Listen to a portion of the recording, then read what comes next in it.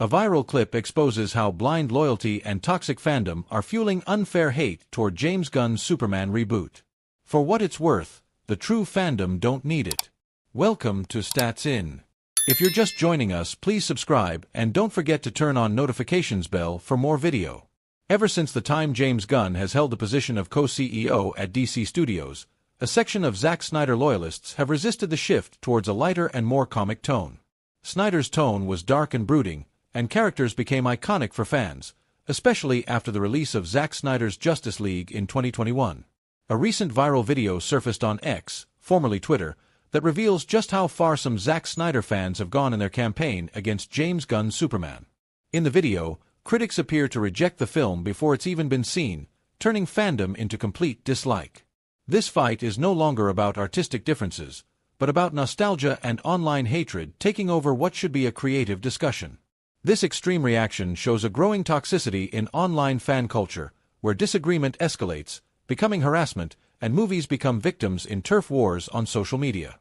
James Gunn has acknowledged this fan war even before. Several neutral DC fans are cautiously optimistic about Gunn's direction.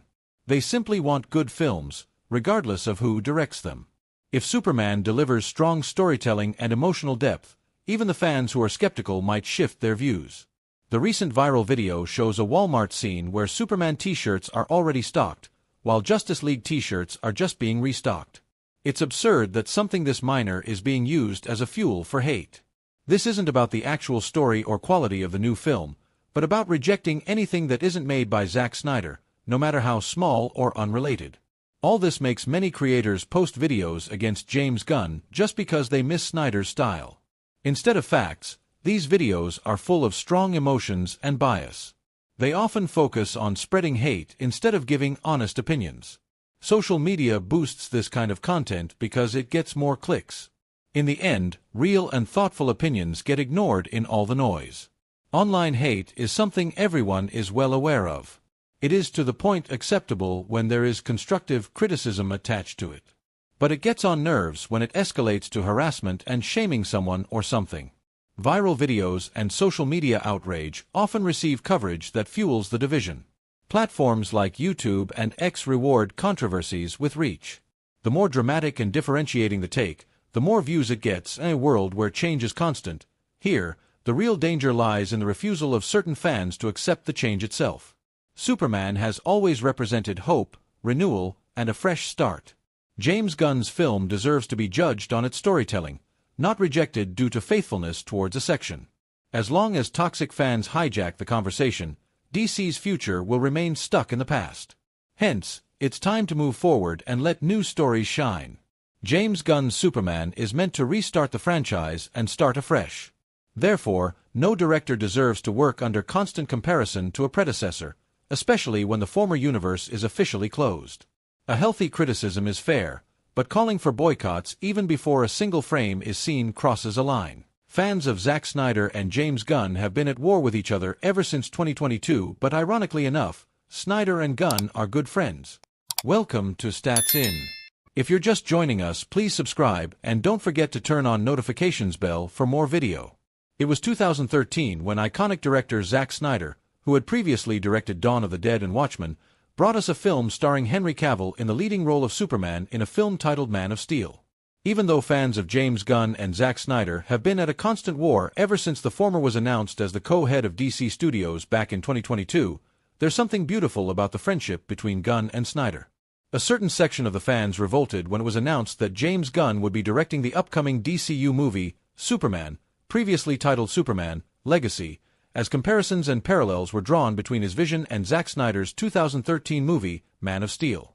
However, when Gunn needed to solve a Superman problem, he contacted Zack Snyder for some help. Ironically enough, although the fans are at war, directors James Gunn and Zack Snyder are on good terms, and have often had talks with each other after Snyder left the DCU.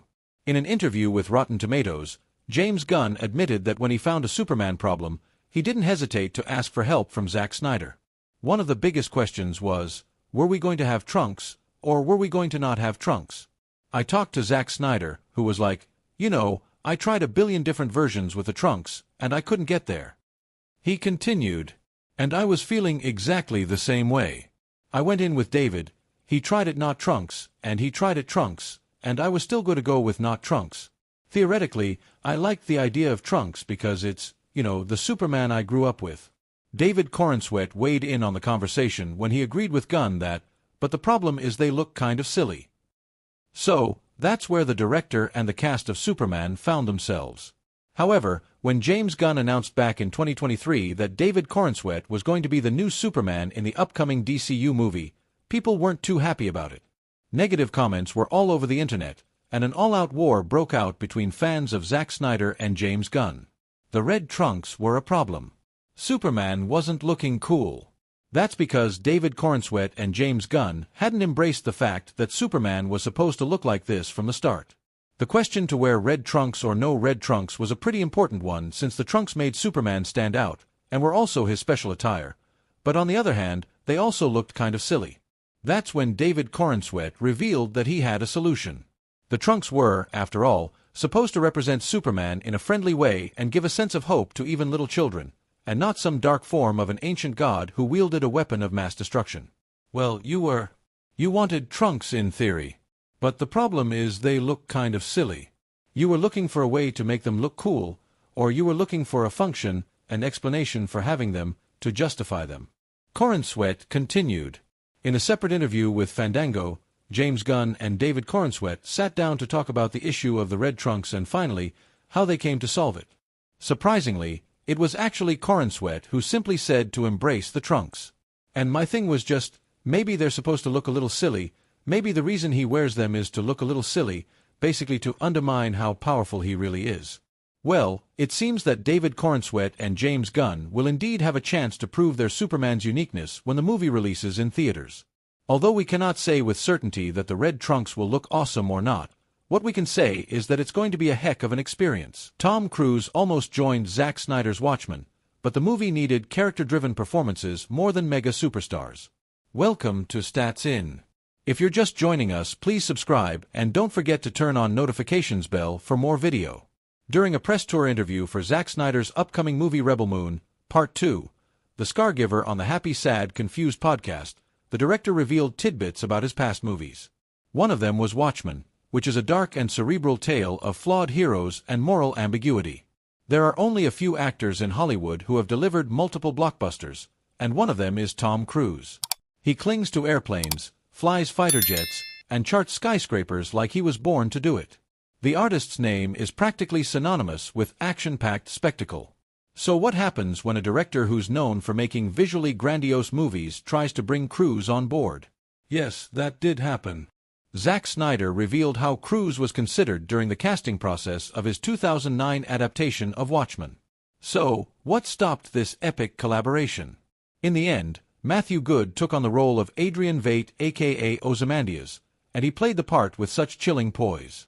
Though he was relatively not well known at the time, Good brought this sense of detached intelligence and unsettling calmness to the character, and his portrayal seemed to perfectly match the vibe that Zack Snyder was going for in Watchmen. Snyder was incredible at making this